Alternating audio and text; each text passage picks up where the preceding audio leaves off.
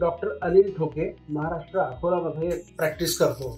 तर माझ्याकडे पूर्ण महाराष्ट्रातून पेशंट साधारणपणे येतात आणि मला आज सांगायला एक अत्यंत आनंद होतो आहे की राजस्थान औषधालय जे आहे मुंबईचं आयुर्वेदिक औषधालय त्यांचे प्रॉडक्ट जे आहे मी वापरतो आहे आणि तुम्हाला आनंदाने मला सांगावं वाटतं की आश्चर्यकारक तुझ्यामध्ये 8च दिवसामध्ये फरक पडला। तर दमाघुटीमध्ये जे काही द्रव्य आहेत, घटक द्रव्य आहे, त्याच्यामध्ये कंटकारी, पिंपळी वगैरे काही अशी औषधं आहेत की ज्याची क्वालिटी नेहमी साशंक असते की दमाघुटीमध्ये असलेले घटक हे 100% प्युअर आहेत आणि त्याचा उपयोग पेशंटला त्वरित होतो। ह्याच्यामध्ये 3 क्वालिटीज मला पाहायला मिळाल्या।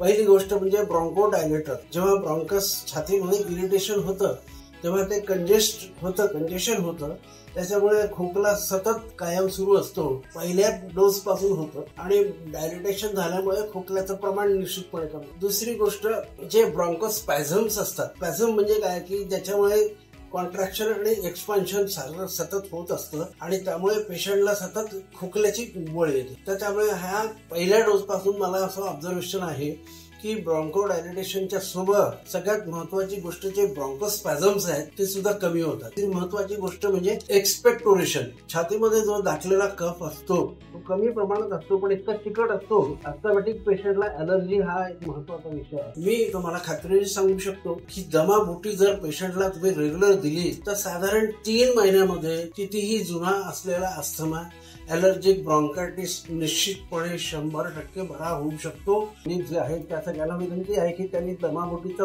उपयोग आपल्या अस्थमा आणि दमाच्या पेशंटमध्ये जरूर करावा। धन्यवाद। हमारा सपना स्वस्थ भारत, रोग मुक्त भारत।